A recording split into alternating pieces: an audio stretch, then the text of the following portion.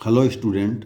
आज हम लोग हिंदी कक्षा 10 महत्वपूर्ण टॉपिक अंक विभाजन और बहुविकल्पीय प्रश्नों को हल करेंगे और ये भी पढ़ेंगे कि कौन से कम टॉपिक पढ़ें जिससे कि सारे क्वेश्चन कंप्लीट हो जाए, कवर हो जाए और वो हमारे परीक्षा में जो है कि पेपर में आने की संभावना अधिक हो।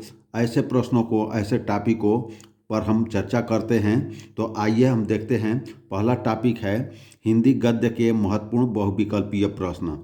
यहाँ से हिंदी गद्य के महत्वपूर्ण बहुविकल्पीय प्रश्न आएंगे जिसमें 5 अंक के होंगे। ये कितने अंक के होंगे? 5 अंक के होंगे। इसमें शुक्ल युग पूछ सकता है, शुक्लेतर युग पूछ सकता है, द्विवेदी युग पूछ सकता है, रीतिकाल पूछ सकता है और लेखक के कुछ जो है कि रचनाओं को भी पूछ सकता है। तो यहाँ से 5 नंबर आएगा। दूसरा टॉपिक है हिंदी पद्य के महत्वपूर्ण बहुविकल्पीय प्रश्न। अब हिंदी पद्य के महत्वपूर्ण बहुविकल्पीय प्रश्न में यहाँ पर भी महत्वपूर्ण जो है कि कवियों का जो है कि रचनाओं के और उनके काल के बारे में पूछा जा सकता है। ये भी 5 नंबर का प्रश्न आएगा यहाँ से।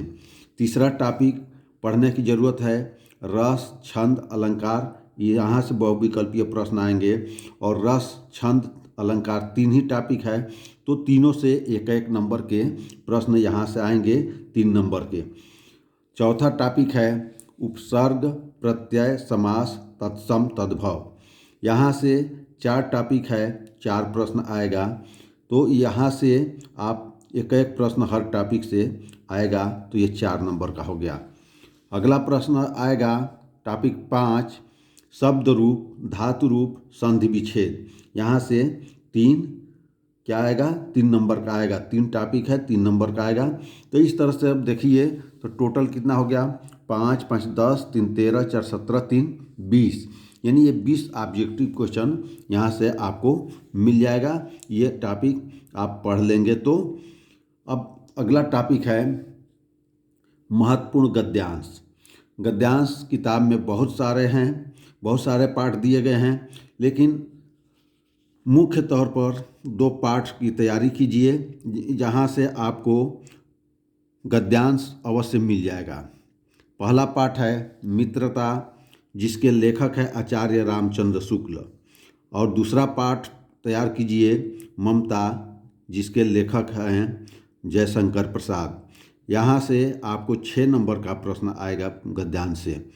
यानी इन दोनों में से आपको एक गद्यांश अवश्य मिल जाएगा। इसलिए ये 2 पाठ अवश्य तैयार कीजिए जिससे कि आपको गद्यांश न छूटे और कम पढ़ाई में और कम समय में आपका ये क्वेश्चन कवर हो जाएगा। अगला टॉपिक है महत्वपूर्ण पद्यांश। महत्वपूर्ण पद्यांश में क्या है? धनुष भंग वन पथ पर, ये गोस्वामी तुलसीदास का है और भक्तिनीत सूरदास का है। स्वदेश प्रेम रामनरेश त्रिपाठी जी का है। यहाँ से भी इस पद्यांश का आपको जो है कि 6 नंबर का आएगा संदर्भ, काव्य शैली और व्याख्या लिखने के लिए। यहाँ से आपको ये 6 नंबर का प्रश्न आएगा। तो गद्य हो गया, पद्य हो गया। अगला क्वेश्चन क्या आता है? लेखक तथा कवि का जीवन परिचय एवं रचनाएं। तो लेखक भी बहुत सारे पाठ में दिए गए हैं किताब में और कवि का भी जीवन परिचय बहुत ज़्यादा दिए गए हैं। तो आप जो है कि कम से कम जो है कि 2 लेखक का अवश्य पढ़ कर के जाएंगे तो एक अवश्य मिल जाएगा। लेखक में आचार्य रामचंद्र शुक्ल और जयशंकर प्रसाद, ये 2 पढ़ लेंगे तो आपको एक अवश्य जो है कि जीवन परिचय में मिल जाएगा और इनकी रचनाएं भी लिखना होगा। तो यहाँ से आपको जो है कि पूरी किताब को न पढ़ करके 2 ये टॉपिक इम्पॉर्टेंट है, इसको तैयार कीजिए। यहाँ से आपको लेखक का जीवन परिचय और रचनाएं आपको पढ़ने से आपका जो है कि ये 5 नंबर का टॉपिक कंप्लीट हो जाएगा।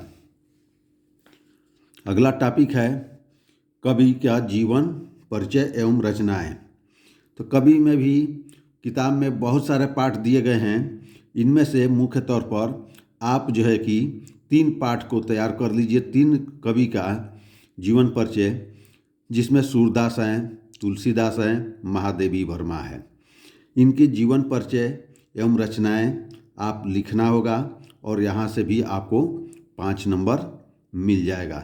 तो हम आपको जो है कि बता रहे हैं कि 20 ऑब्जेक्टिव कहाँ से आएंगे और 50 जो है कि ये जो है कि आपके थियोरेटिकल लिखित परीक्षा किस किस चैप्टर को पढ़ेंगे तो आपका पूरा पेपर सॉल्व हो जाएगा, क्वेश्चन छूटे ना और अधिक से अधिक नंबर आए, जिसके बारे में हम वीडियो में दिए हैं, जिसमें आप पढ़ सकते हैं।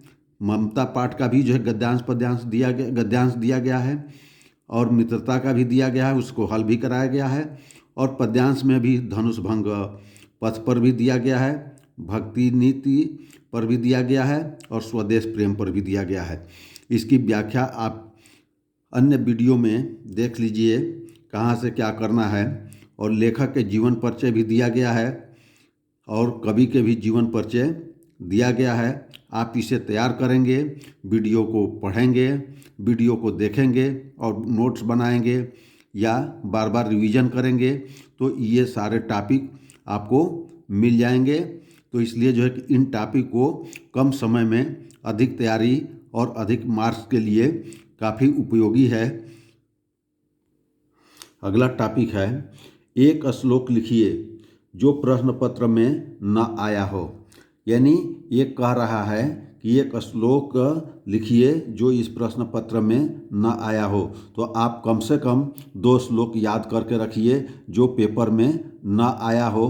तो इस तरह से जो है कि 2 तो आएगा ही अथवा करके, तो कम से कम जो है कि आप 3 श्लोक याद कर लेंगे तो ये भी आपका टॉपिक कंप्लीट हो जाएगा, जिससे कि आपको श्लोक लिखने में कोई दिक्कत ना हो। और ये 2 नंबर का प्रश्न आता है श्लोक लिखने का, ये नंबर 2 नंबर का आता है। अगला टॉपिक है संस्कृत गद्यांश और पद्यांश। संस्कृत के गद्यांश और पद्यांश आते हैं और क्वेश्चन आंसर आते हैं। यहाँ से कुल 14 नंबर के प्रश्न आते हैं और संस्कृत गद्यांश पद्यांश के लिए ये मुख्य रूप से 3 पाठ अगर पढ़ लेते हैं तो आपका ये कंप्लीट हो जाएगा। पहला वाराणसी, दूसरा विरह विरेण पूज्यते और तीसरा भारतीय संस्कृति। ये 3 चैप्टर से ही आपको जो है कि सभी के सभी जो है कि क्वेश्चन मिलने की संभावना है और मिलता भी है। आगे जो है कि इस साल भी परीक्षा में इन्हीं पाठों से आएगा। तो इस तरह से ये जो है कि 10 नंबर का आता है गद्यांश पद्यांश का जो है कि संदर्भ और इसका अर्थ या व्याख्या लिखने का। तो ये गद्यांश और पद्यांश मिल करके 10 नंबर का आता है। और इन्हीं पाठों से संस्कृत के प्रश्नोत्तर करने के आते हैं। 4 प्रश्न को उत्तर देना होता है, 4 अंक का होता है ये। तो कुल मिलाकर के संस्कृत से 14 नंबर का प्रश्न आता है। संस्कृत के गद्यांश पद्यांश मुख्य रूप से यदि 3 पाठ तैयार कर लेते हैं तो ये संस्कृत के गद्यांश पद्यांश और उनके प्रश्नों का उत्तर आप दे सकते हैं। तो इसलिए ये काफ़ी महत्वपूर्ण है, इसको तैयार कीजिए। अगला टॉपिक है निबंध। निबंध लिखना है। तो निबंध मुख्य तौर पर कौन कौन से महत्वपूर्ण है, तो आइए देखते हैं कौन कौन से निबंध है। और निबंध आता है 9 नंबर का। निबंध में पहला तैयार कीजिए प्रदूषण की समस्या तथा समाधान। दूसरा विज्ञान वरदान या अभिशाप। तीसरा बेटी बचाओ बेटी पढ़ाओ। चौथा बेरोजगारी की समस्या। और 5वें में आप लिख सकते हैं योग के जो है कि महत्व, योग का महत्व आप लिख सकते हैं। तो इस तरह से ये आपका यह छात्र जीवन में अनुशासन का महत्व, ये जो है कि 4-5 टॉपिक अगर निबंध का तैयार कर लेते हैं तो यहाँ से आपका 9 नंबर पक्का हो जाएगा। अगला टॉपिक आता है खंड काव्य। खंड काव्य में आपको जो है कि जिस जिले में जो खंड काव्य या जो चलता है खंड काव्य के अनुसार अपने ज़िले में, तो उसका जो है कि आप तैयार कर लेंगे तो आपको मिल जाएगा। आगे आने वाली वीडियो में हम खंड काव्य के बारे में भी कुछ प्रश्नों को डिटेल में उत्तर देंगे। आप लोग इसे तैयार कीजिए। तो ये रहा टॉपिक, क्या क्या पढ़ें। कम समय में ज़्यादा न पढ़ करके, कम कोर्स को पढ़ करके पेपर को अधिक से अधिक सॉल्व किया जाए, जिससे अधिक से अधिक नंबर मिले। और इनको रिवीजन करना भी काफ़ी आसान हो जाएगा। जब छोटा शॉर्ट लिस्ट कर लिया जाता है क्वेश्चन को, तो वहाँ से पढ़ना और तैयारी करना काफ़ी आसान हो जाता है। तो अब आइए हम लोग देखते हैं बहुविकल्पीय प्रश्नों के उत्तर। और बहुविकल्पीय प्रश्न को अब देखते हैं हम। हिंदी के बहुविकल्पीय प्रश्न। पहला प्रश्न है, शुक्ल युग की कालावधि है। शुक्ल युग की कालावधि है, ये बहुत महत्वपूर्ण है। ये बार बार जो है कि पूछा जाता है। तो आइए देखते हैं। ए विकल्प कह रहा 1850 ईस्वी से 1900 ईस्वी तक, बी 1900 ईस्वी से 1920 ईस्वी तक, सी 1919 ईस्वी से 1938 ईस्वी तक, और ये विकल्प डी है। ये डी है 1938 से 1947 ईस्वी तक। तो इस प्रश्न का सही उत्तर आपका सी होगा, 1919 से 1938 ईस्वी तक। इस प्रश्न का उत्तर विकल्प सी होगा, 1919 से 1938 ईस्वी तक। दूसरा प्रश्न है, उपन्यास भूले बिसरे चित्र के लेखक है। भूले बिसरे चित्र के लेखक पूछ रहा है। ए प्रेमचंद, बी भगवती चरण वर्मा, सी यशपाल, डी वृंदावनलाल वर्मा। डी विकल्प कौन है? वृंदावनलाल वर्मा। तो इस प्रश्न का सही उत्तर आप लोग जो है कि मेरे पुराने वीडियो देखे होंगे हिंदी में, तो ये आपको ऑब्जेक्टिव क्वेश्चन में हल कराया गया है। तो इस प्रश्न का आइए उत्तर हम बता देते हैं। आप लोग जो है कि अगर बी विकल्प मारे होंगे, सोचे होंगे, तो इसका उत्तर विकल्प बी सही है, भगवती चरण वर्मा। भगवती चरण वर्मा भूले बिसरे चित्र के लेखक हैं। अगला प्रश्न है, शुक्ल युग के प्रमुख इतिहासकार। शुक्ल युग के प्रमुख इतिहासकार हैं। A doctor Nagendra, B doctor Hazari Prasad Dwivedi, C Babu Gulab Rai, और डी इनमें से कोई नहीं। तो इस प्रश्न को भी आप लोग गेस कर लिए होंगे, इस प्रश्न का उत्तर क्या है। तो आइए हम आप लोग को सही उत्तर बताते हैं। विकल्प सी गुलाब राय। विकल्प सी गुलाब राय। अगला प्रश्न है, कलम के सिपाही। कलम के सिपाही के लेखक कौन है? ये भी काफ़ी महत्वपूर्ण प्रश्न है, इम्पॉर्टेंट है। आप लोग इसे तैयार किए होंगे, याद भी किए होंगे। कौन है इसके लेखक? आपको पता चल गया होगा। ए अमृत राय, बी गुलाब राय, और सी मुंशी ईसा अला खां, और डी वैद्यनाथ मिश्र। तो इस प्रश्न का उत्तर अधिकांश छात्रों को पता होगा, तो इसलिए इस प्रश्न का सही उत्तर हम बता दे रहे हैं। इसका सही उत्तर है ए अमृत राय। ए अमृत राय, कलम के सिपाही के लेखक अमृत राय हैं। अगला प्रश्न है, त्यागपत्र किस विधा की रचना है? त्यागपत्र किस विधा की रचना है? ये भी काफ़ी महत्वपूर्ण प्रश्न है, और कई बार आप लोग को रिवीजन भी कराया गया है, तो उस वहाँ से भी आपको पता चल गया होगा ये किस विधा पर है। ए जीवनी, बी उपन्यास, सी नाटक, डी निबंध। ये जो है कि त्यागपत्र किस विधा की रचना है, तो इस प्रश्न का सही उत्तर आपको पता होगा। तो आइए हम आपका उत्तर कंफर्म करते हैं। विकल्प बी सही है, उपन्यास। उपन्यास है ये। त्यागपत्र किस विधा की रचना है? उपन्यास। अगला प्रश्न है, ध्रुव स्वामिनी नाटक के लेखक है। ध्रुव स्वामिनी नाटक के लेखक हैं। ए प्रेमचंद, बी यशपाल, सी रामचंद्र शुक्ल, डी जयशंकर प्रसाद। ये भी प्रश्न काफ़ी महत्वपूर्ण है, आप लोग को पता चल गया होगा इसका उत्तर। और इसका उत्तर आप लोग अपने उत्तर से मैच करा लीजिए। आप लोग क्या मारे हैं? अगर डी मारे हैं तो सही है उत्तर जयशंकर प्रसाद। जयशंकर प्रसाद। अगला प्रश्न है, अर्धनारीश्वर के लेखक कौन है? अर्धनारीश्वर के लेखक कौन है? ए विष्णु प्रभाकर, ए विष्णु प्रभाकर, बी प्रेमचंद, सी जयशंकर प्रसाद, डी चतुर्सेन शास्त्री। डी चतुर्सेन शास्त्री। तो इस प्रश्न का भी उत्तर आप लोग जान रहे होंगे कि अर्धनारीश्वर के लेखक कौन है। तो इसके लेखक हैं विकल्प ए विष्णु प्रभाकर, विकल्प ए विष्णु प्रभाकर।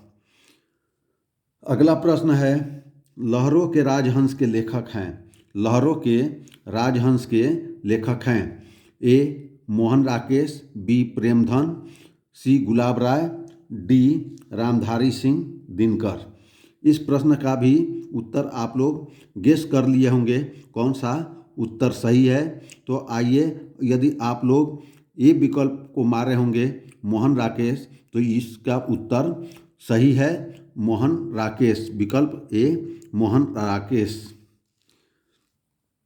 अगला प्रश्न है तौलिए किस विधा की रचना है, तौलिए किस विधा की रचना है ए नाटक, बी निबंध, सी एकांकी, डी कहानी।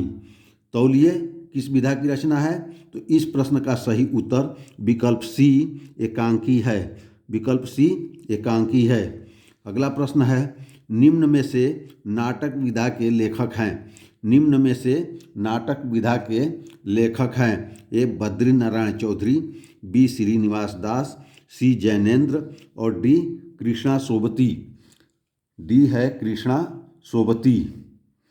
तो इस प्रश्न का उत्तर आप लोग सोचे होंगे या मारे होंगे, तो आप लोग इस प्रश्न का सही उत्तर जान लीजिए। इस प्रश्न का सही उत्तर है विकल्प ए बद्री नारायण चौधरी, बद्री नारायण चौधरी।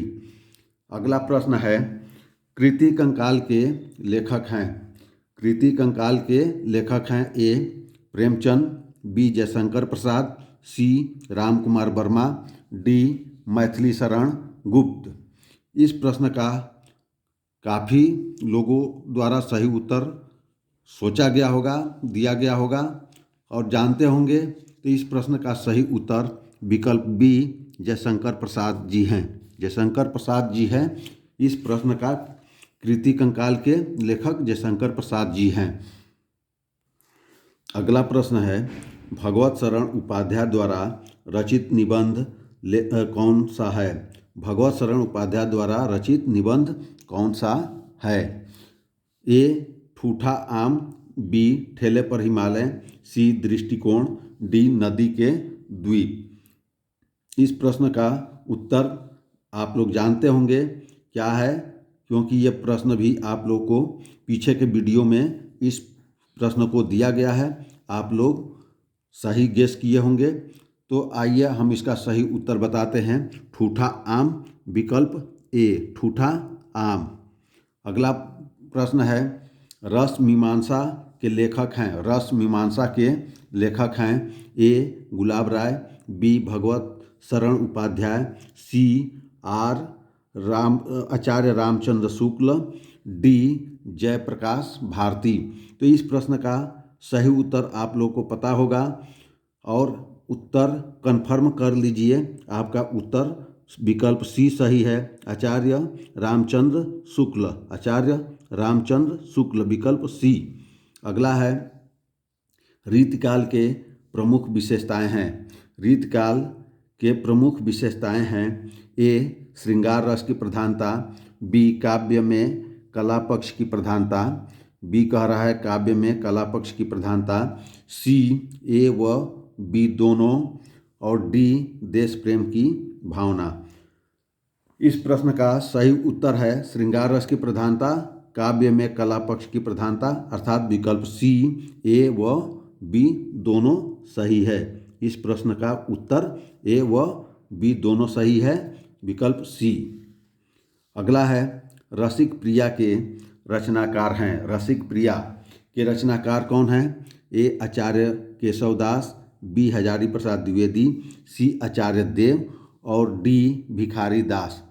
इस प्रश्न का सही उत्तर आप लोग जानते होंगे और नहीं जानते हैं तो कंफर्म कर लीजिए। इस प्रश्न का सही उत्तर विकल्प ए आचार्य केशवदास हैं, आचार्य केशवदास हैं। अगला कह रहा है केशवदास की रचना है, केशवदास की रचना है ए भक्तमाल, बी सुदामा चरित, सी रामचंद्रिका, डी प्रेम वाटिका। इसमें से कौन जो है कि केशवदास की रचना है? केशवदास की रचना कौन सी है? तो आप लोग को पता होगा केशवदास की रचना विकल्प सी रामचंद्रिका है। केशवदास की रचना रामचंद्रिका है। अगला है, ये भी काफ़ी महत्वपूर्ण प्रश्न है। ललित ललाम के रचयिता हैं। ललित ललाम के रचयिता हैं ए पद्माकर, बी मतिराम, सी भूषण, डी बिहारी।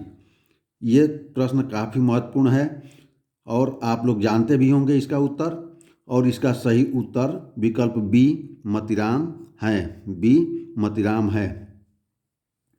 अगला क्वेश्चन है, रीति ग्रंथ कितने रूपों में मिलता है? रीति ग्रंथ कितने रूपों में मिलता है? ए 2, बी 3, सी 4, डी 5। तो रीति ग्रंथ कितने रूपों में मिलता है? तो रीति ग्रंथ 2 रूपों में मिलता है। विकल्प ए सही है। विकल्प ए सही है।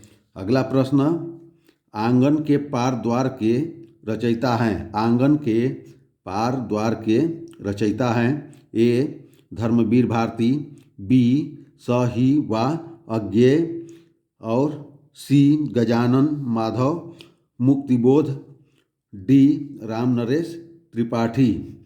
तो इस प्रश्न का सही उत्तर विकल्प बी सही है। विकल्प बी। अगला प्रश्न है, तीसरा सप्तक प्रकाशित हुआ। तीसरा सप्तक प्रकाशित हुआ ए 1951, बी 1959, सी 1943 और डी 1979। तो तीसरा सप्तक ये भी काफ़ी महत्वपूर्ण पुस्तक है।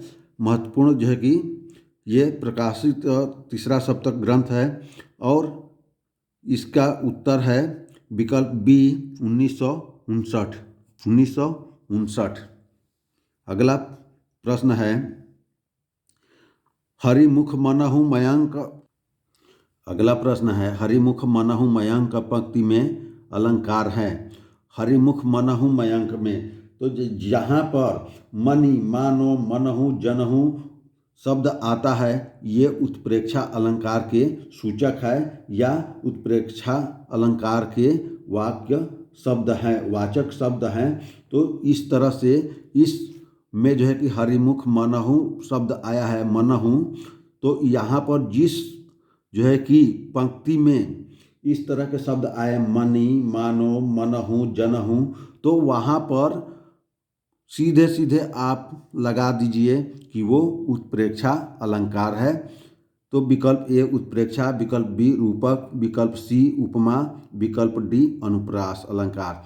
तो जिसके आधार पर आप लोग हमेशा जो है कि इस प्रश्न का, ऐसे प्रश्नों का सही उत्तर दे सकते हैं जिसमें मनि, मानो, मनहु, जनहु शब्द आया हो तो वो उत्प्रेक्षा अलंकार होगा। तो इस प्रश्न का विकल्प ए सही है, उत्प्रेक्षा अलंकार। अगला प्रश्न है, सह शब्द, सह उपसर्ग लगाकर सही शब्द बनेगा। सह शब्द लगा कर के सह उपसर्ग कहाँ आता है?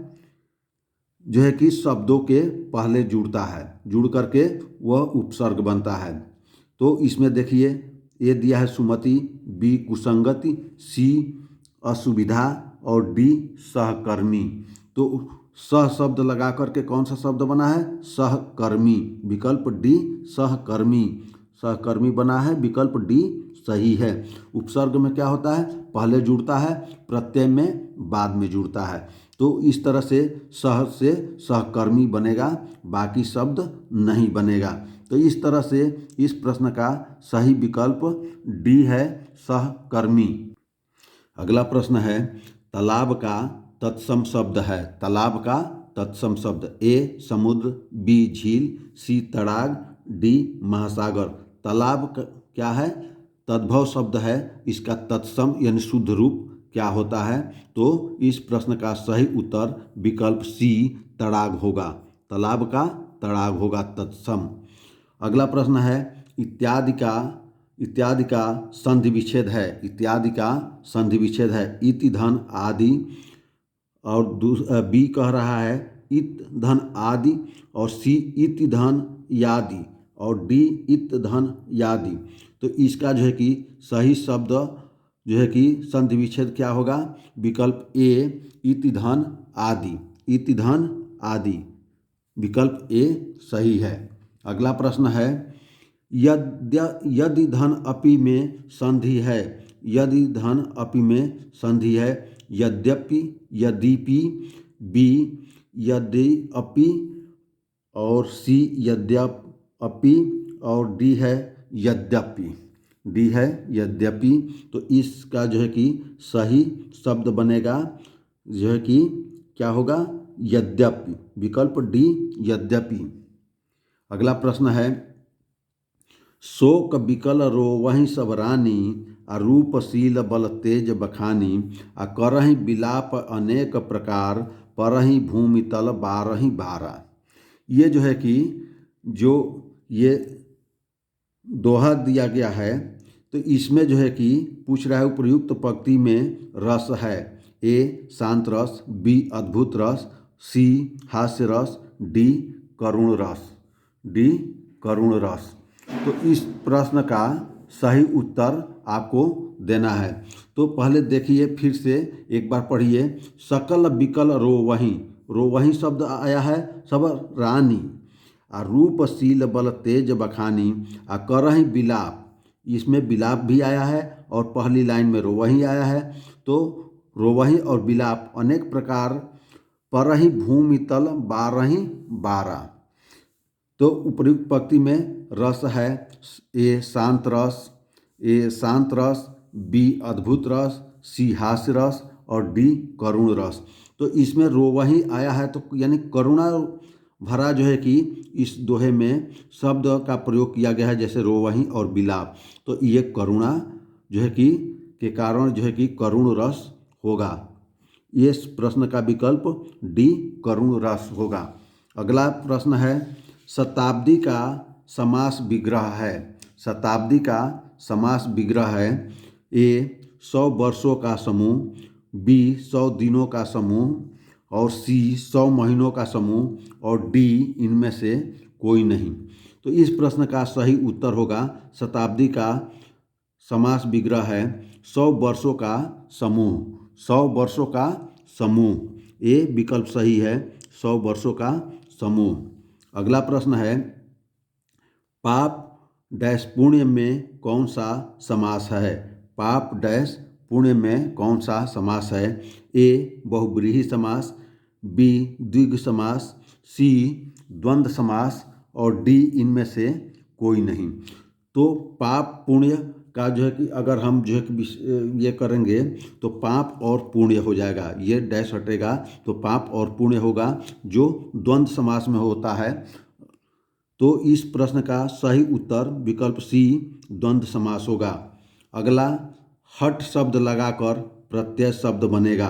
हट यानी इसके पहले आया था उपसर्ग और हट कहाँ लगता है? शब्दों के अंत में लगता है। तो हट शब्द लगा करके प्रत्यय बनेगा। जैसे दिया गया है विकल्प ए बनावट, बी घबराहट, सी सुगम, डी लड़कपन। इस प्रश्न का सही उत्तर है हट लग करके क्या बना है? घबराहट, घबराहट, विकल्प बी घबराहट। हट शब्द लगा करके प्रत्यय क्या बना? घबराहट। अगला प्रश्न है लिख कर लोहित लेख डूब गया दीन मणि आहा व्योम सिंध सखी देख तारक बूंद बूंद दे रहा। इस जो है कि दोहे में भी इन पंक्तियों के पहले और तीसरे चरण में कितनी मात्राएं हैं? जैसे पहला है डूब गया दीन मणि आहा, ये जो है कि दूसरी लाइन हो गई। तो ये जो है कि इस लाइन के बारे में कह रहा है पहला और तीसरे चरण में कितनी मात्रा हैं।